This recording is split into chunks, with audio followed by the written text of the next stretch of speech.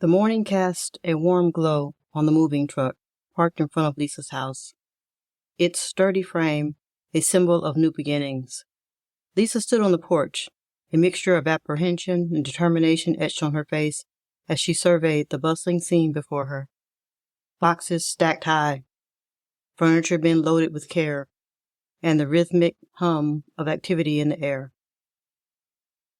Taking a deep breath, Lisa stepped down from the porch and looks down the street and silently recalls the names of her neighbors: the Carmichaels, the Henrons, the Carters, the Padways, the house where the twin girls live, Cynthia Clarkston. Lisa knows all of the neighbors, and she will miss all of her neighbors. On Saturday, they had a small gathering to say goodbye to Lisa, Jackson, and Ethan, and wish them well and safe travels on their new beginnings in Texas. Lisa's heart heavy with the weight of farewells and anticipation for the journey ahead. As she approached the moving truck, her gaze lingered on each item being carefully packed away, each memory intertwined with the promise of a fresh start. She notices the box of Jackson and Ethan's school, legal, and medical records. She takes the box from the truck and puts it in the car. This box contains information that's far too important to move in the back of the truck driven by strangers. Their history is in this box. She doesn't want it to be too far from her hands as she travels across the country. Her divorce decree, Jackson's report cards, and of course, Ethan's diagnosis. With the box loaded into the trunk and secured, Lisa feels a sense of closure wash over her. It was time to leave behind the pain of the past and embrace the possibilities of the future. Lisa has decided to involve the boys in the move from the start, believing it will help them feel more connected to the transition and empower them with a sense of ownership over their new adventure. Back inside the house, she watches as they eagerly pack their belongings into small cardboard boxes. She couldn't help but smile with their enthusiasm. Jackson carefully folded his favorite superhero t-shirts, his face full of excitement as he imagines his new room in their new home.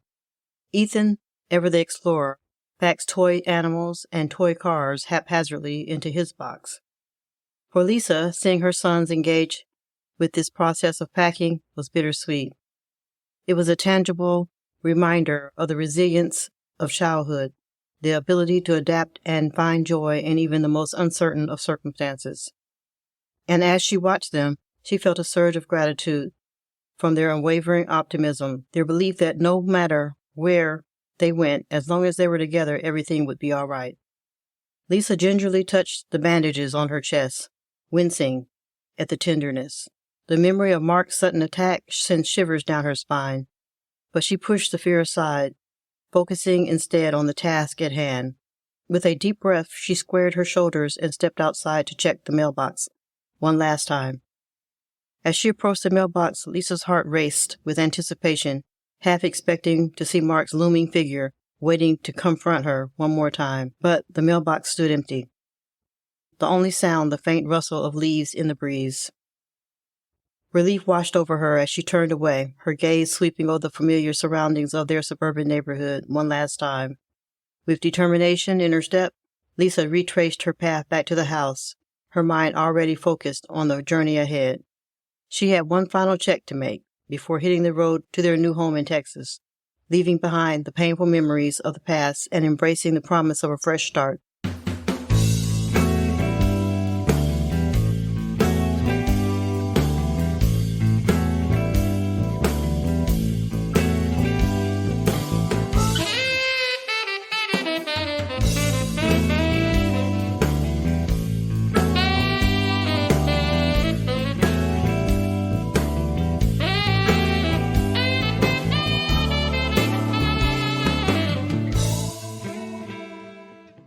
A listener note. This episode contains descriptions of violence and references to assault. It may not be suitable for a younger audience. It is 9 months prior to Lisa, Jackson, and Ethan relocating to Texas. Lisa tells the boys that she is going to get the mail from the mailbox. Her mailbox is located down the street in what is known as cluster boxes. As she approaches the mailboxes, she sees Mark's truck. She hopes he's not there stealing her mail again. It was only a few weeks ago that he stole all of her mail and had it returned to sender. Mark gets out of his truck. Lisa walks up to the mailbox, a sense of unease lingering in the air. She opens the mailbox and begins sifting through the mail. Mark asks, "Is there anything for me?" "Just bills and junk mail as usual." "Mark, what are you doing here?" as he's grinning maliciously. "Just thought I'd pay my dear wife a visit." Lisa's heart starts to race as she backs away slowly, her instincts telling her something is very wrong. "Mark, please, just leave me alone. I'm no longer your wife." Mark's expression darkens as he takes a step closer, brandishing a knife he has concealed. "You think you can get away from me that easy? And take my kids?" Lisa's eyes widen as she realizes the danger she's in. She tries to run, but Mark lunges forward, grabbing her and pressing the knife to her chest. "Mark, please stop." There's a struggle, and Lisa tries to wrestle the knife away from Mark, but he overpowers her, his grip tightening on her arm as he stabs her. Hey, stop!" Lisa hears someone running toward them. She collapses on the sidewalk. Mark jumps in his truck and drives away.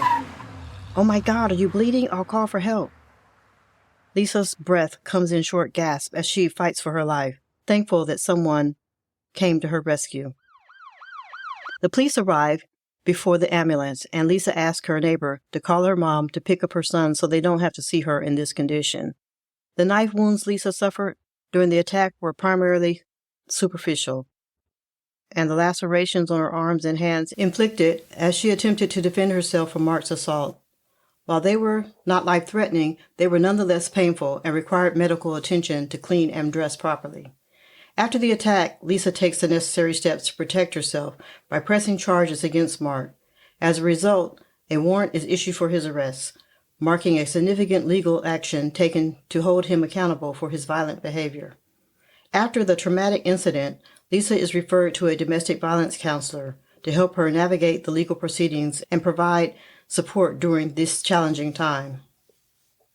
This step not only ensures that Lisa has the necessary resources to cope with the aftermath of the attack, but also emphasizes the importance of seeking professional guidance in cases of domestic violence. She has the support of her family, but Lisa knows that as long as Mark is alive, she will never feel safe in her home again.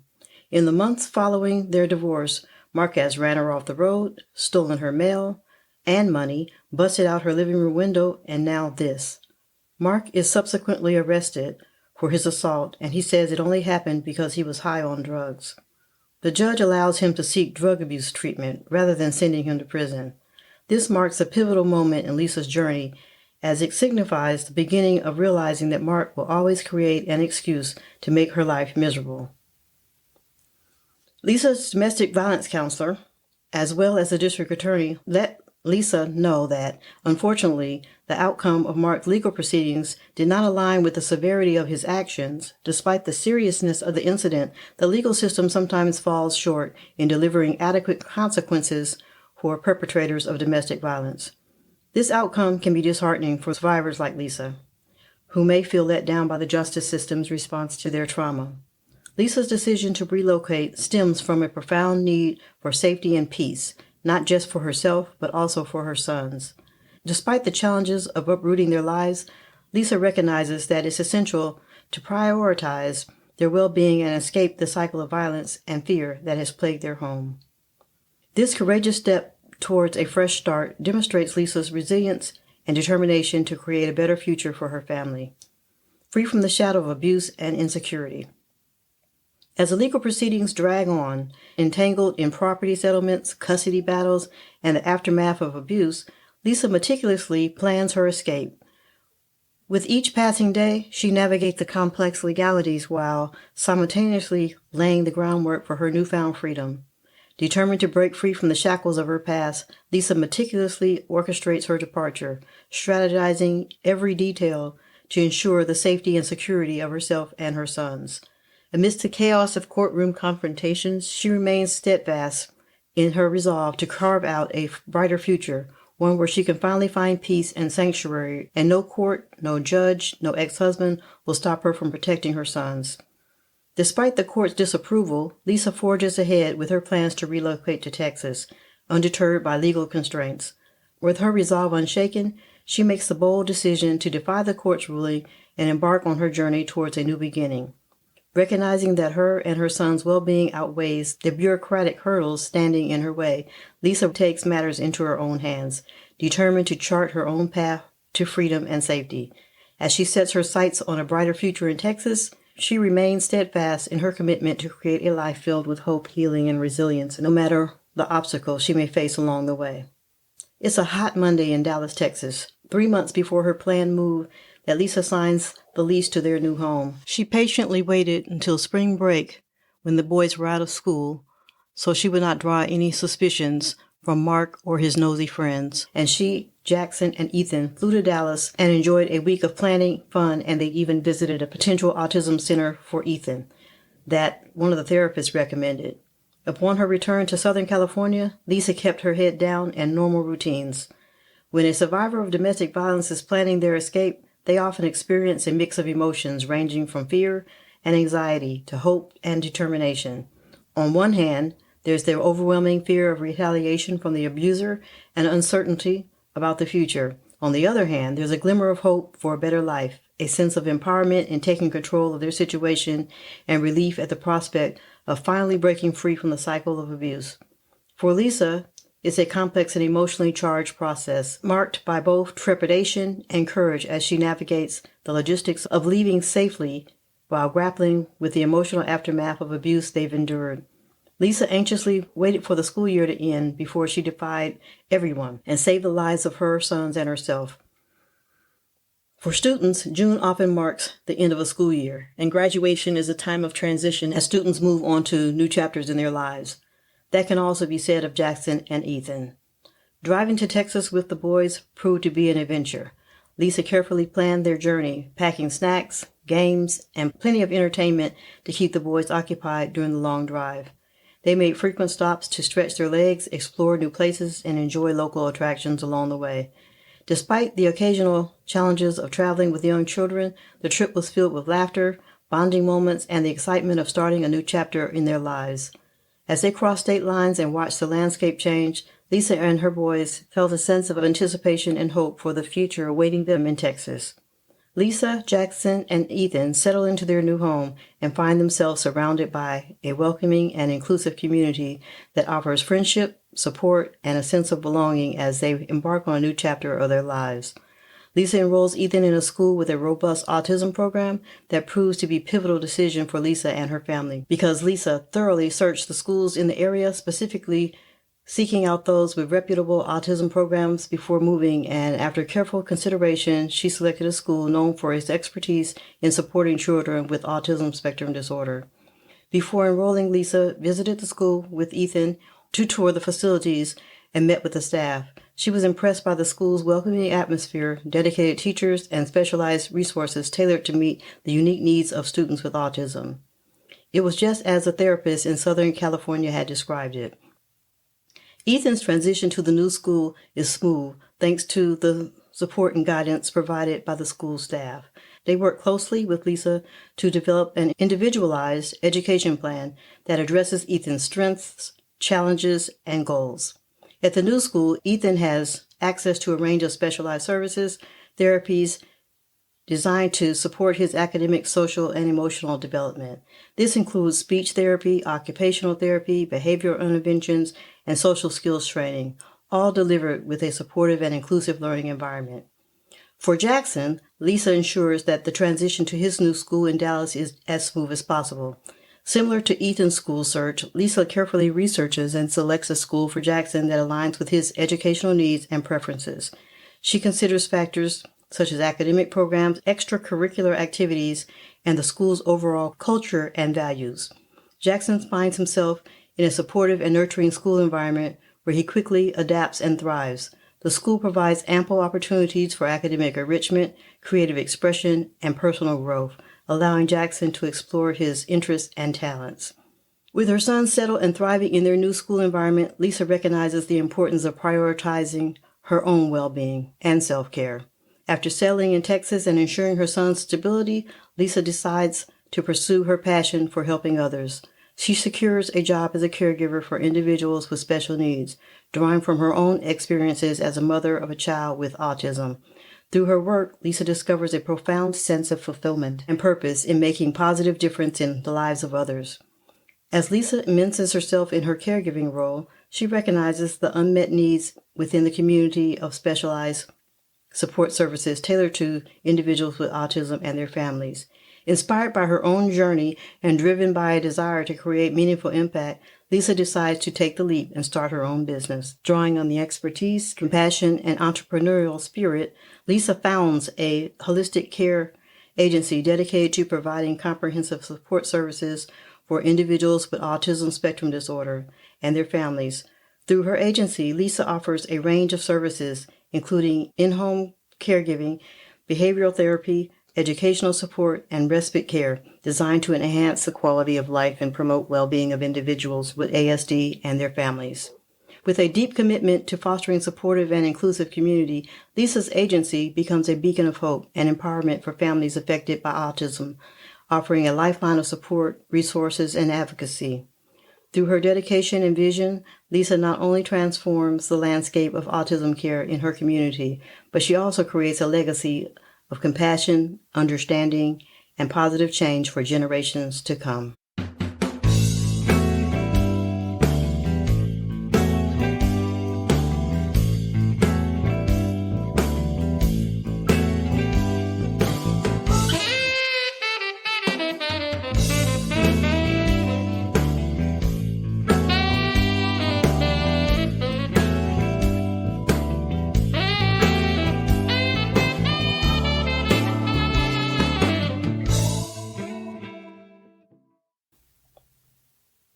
A diagnosis has the power to redefine our lives, sending us on unexpected journeys filled with challenges, growth, and transformation. It can compel us to confront our deepest fears, navigate uncharted territory, and discover newfound strengths and resilience within ourselves. While the path may be uncertain and fraught with obstacles, it also offers opportunities for healing, self-discovery, and profound personal growth.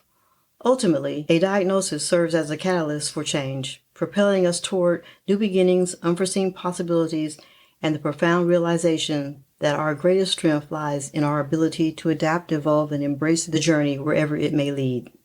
Until next time, take care. This episode is brought to you by Puzzleabilities, where you can immerse yourself in a world of relaxation and challenge with Puzzleabilities' latest innovation, the Lavender Scented Sensory Jigsaw Puzzle.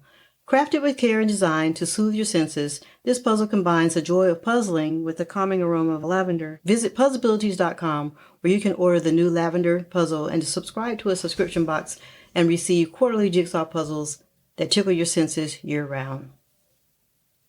Are you interested in learning more about autism?